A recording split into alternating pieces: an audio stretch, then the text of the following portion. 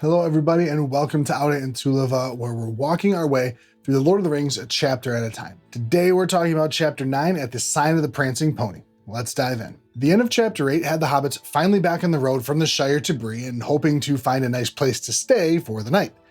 We start Chapter 9 with a description of Bree and the surrounding land. We learn it's a small region with a couple of different little towns, Bree, Staddle, Combe, and Archet. The men in the area are pretty friendly with the free people of Middle-earth, meaning dwarves, elves, and hobbits. And we learn the men are descended from the first of those that traveled west and survived the War of Wrath. Then we get our first introduction to rangers. While no other men live this far west, other than, Bree and whatever, there are a group of mysterious wanderers that hang out in the wilderness outside of Bree. And good news, Bree does have a lot of hobbits living there as well. Though, they don't travel much and keep their attention to the four towns of the Breeland area, but narrator does concede the hobbits in Breeland are decent and prosperous and no more rustic than most of their distant relatives inside. Inside, of course, meaning the Shire. Bree itself gets a special description here to set the scene. Stone houses, big gate closed at nightfall, usual stuff. And of course we get a location of a great inn being built long ago, right on the main road, as there used to be a lot of travel and news to be gotten at the inn. Luckily for the readers, that inn was still there and was a meeting place for many people. The hobbits finally reach the gate of Bree and are met with the gatekeeper. It's a slightly awkward conversation, but he lets them through eventually, and they make their way to the inn, the Prancing Pony. But not before we see a dark figure climb over the gate once they're through. You'd think a wall and a gate would, work better, but seems like they're pretty cool with it. On the last leg to the inn, Sam sees people looking at them and gets a little skittish of all the big people and wonder if they could just, maybe ask some local hobbits for a place to stay. Of course, Frodo recalls Tom recommending the place, Prancing Pony, so on they go. Once at the inn, they meet good old Barliman Butterbur, who, of course, seems to be in quite a rush at all times, but still won't seem to shut up. He seems to be on the verge of remembering something about hobbits from the Shire. He asks their names, then he immediately forgets again. He calls his assistant Nob over to get them situated and get the ponies over to the stables. Butterbur is welcoming of the hobbits, letting them know who all is at the inn tonight. Whole party of men came north recently, and a couple of dwarves heading west came in too. But luckily, since none of them are hobbits, the smaller first floor hobbit rooms are available. The rooms are cozy, and Nob shortly shows up with dinner, which we get a lovely description of. Butterbur hangs around for a little bit and invites them to the common room once they're all done. Frodo, Sam, and Pippin all decide to go have a beer with the locals. Merry decides, however, to head out to get some little bit of air and explore. As Frodo and Sam and Pippin get to the common room, they're greeted by the Breelanders and stared at by the other party that arrived that day. Introductions all around, questions by the local hobbits are offered. Of course, they can't say why they're traveling, so Frodo makes up like a story of him doing a history of hobbits living outside the Shire. The other people in the common room, dwarves and men, all talk about the usual terrible things going on down south. Eventually, Frodo notices a weather-beaten man in the corner and gets a short explanation that he's one of those rangers. Doesn't really come around very often. Not knowing the ranger's real name, Butterbur lets us know his name is Strider. Basically because he's really tall and he has long legs and walks fast. Really super clever nickname. Good work, Barliman.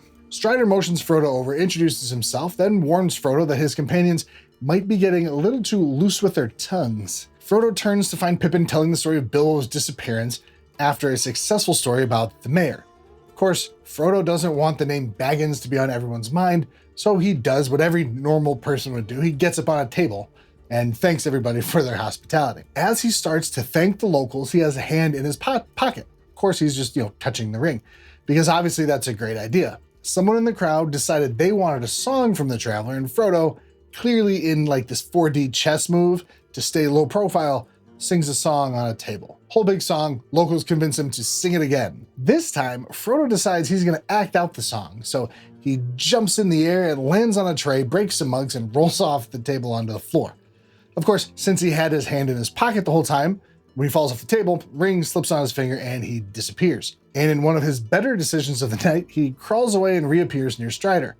After a quick, intense conversation where Strider uses Frodo's real last name without prompting, Frodo agrees to meet with Strider later to talk about important things. A few feet away in the middle of the common room, the local hobbits are describing the situation to Butterbur when Frodo walks into the firelight and says he just rolled under the table and quickly crawled over to have a conversation with Strider.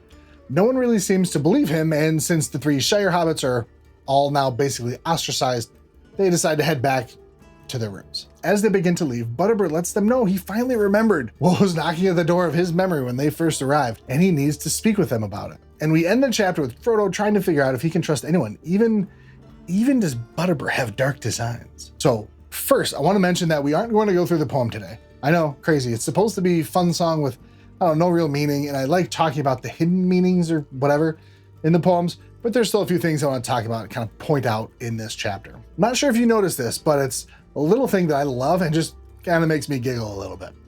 Butterbur's first name is Barleyman, Barley Man, and he brews beer, which can use barley or ale, I guess. So his first name is basically telling us what he does. All we need to do is decide if he changed his name to that once he realized he likes to brew ale, or if his parents were just that smart. His last name is something a bit kind of even more fun. If we remember forward to Pippin's time in Minas Tirith, Pippin is talking with Baragond, who mentions butteries and the buttery of his company. So thank you, Alan and Sean of the Prancing Pony podcast, for putting this in my mind. You could say the old-fashioned meaning of the word buttery is a storeroom for provisions and liquor. According to etymonline.com, it comes from Latin bota, variant of butta, meaning cask or bottle. Still a Norwegian word butta, which is kind of, I guess, a slang term for a local grocery store, descendant word from Proto-Indo-European. So not only does Butterbur's first name mean a guy who brews ale, but his last name means a storehouse of food and liquor. I think this may be another one of Tolkien's low philological jests, like the name Smaug, as he mentions in letter 25. I do want to talk about Strider a little bit, but first let's talk about the ring. How much did the ring, participate in the accident Frodo had in the common room? First, I do want to hear your theories in the comments below. This is something that's really difficult to figure out. On one side, we have fate and luck, right? We hear about Bilbo's luck all the time in The Hobbit, and the phrase, a chance if chance you call it, seems to get thrown around, doing everything but actually saying, God did it. But obviously, there has to be bad luck too. So the ring slipping on Frodo's finger, was it simple bad luck? I mean, he's dancing around with his hand in his pocket to make sure it was still there the whole time. Flailing an arm with your hand in your pocket probably has a higher chance of the ring slipping on your finger than, not fondling the ring in your pocket. But as we've learned, the ring seems to at least be kind of sentient. So the ring's secretly convincing Frodo he needed to keep physical contact with the ring at all times, maybe? I mean, had a habit of slipping off fingers when the mood suited it, Isildur, Gollum. Are we giving Shadow of Sauron's soul too much credit? Thinks it's kind of like a tiny object can do anything for itself? What about outside influence?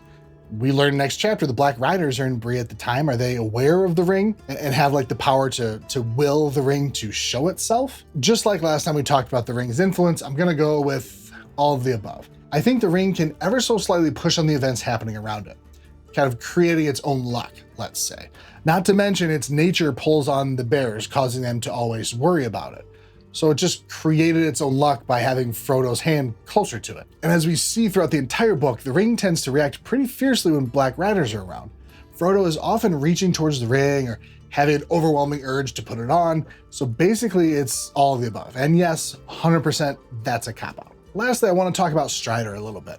We're obviously going to meet him in the next chapter, but why not go over some of his history to help kind of inform our reading when we learn more about him. First, let's get this out of the way. When Tolkien first wrote Strider, he was a hobbit who wore wooden shoes. So there's that. Now remember, we're in the year 3018 at this point in the Third Age. Aragorn, or Strider, was born in 2931. He meets Gandalf in 2056, relatively shortly after discovering who he is and the implications of it in 2952. Between 2957 and 2980, he serves in Rohan and Gondor under the name Thorongil. In 2980, after defeating the Corsairs in service of Gondor, he enters Lorien and meets Arwen, and they become betrothed. As we'll learn in the Council of Elrond, but more vaguely and not like the actual timing, Aragorn hunts Gollum in 3001. His mother dies 3007. He starts looking for Gollum again 2 years later, 3009. Finally finds Gollum in 3017.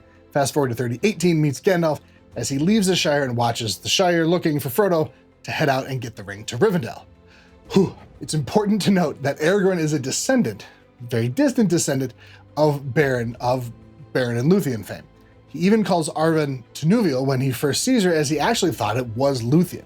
They have a whirlwind romance, and Elrond tells Aragorn he will not wed his daughter as she has the lifespan of the elves, essentially forever, while Aragorn will die. But later, Arwen decides she truly will marry him, and Elrond lays it on Aragorn that she will not wed any man less than a king, so as not to diminish her life's grace.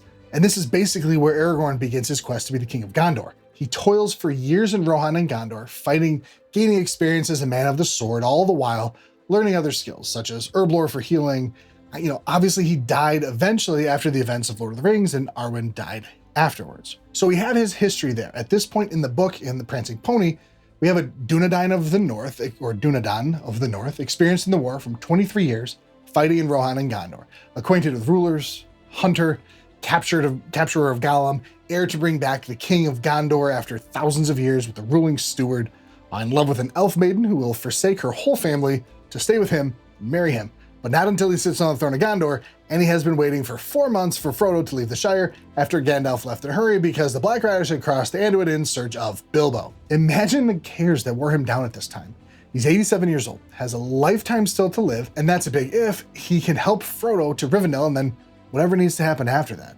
And of course he has to do it without Gandalf giving Frodo any heads up of who he is or that, they're buddies, and Frodo can rely on his help if they happen to cross paths or anything like that. It's a really tough ask, but now we know where Strider is coming from before we head into the next chapter. And that's all for this week. Thank you so much for watching. Don't forget to like and subscribe, and until next time, out in Tulva, day shall come again.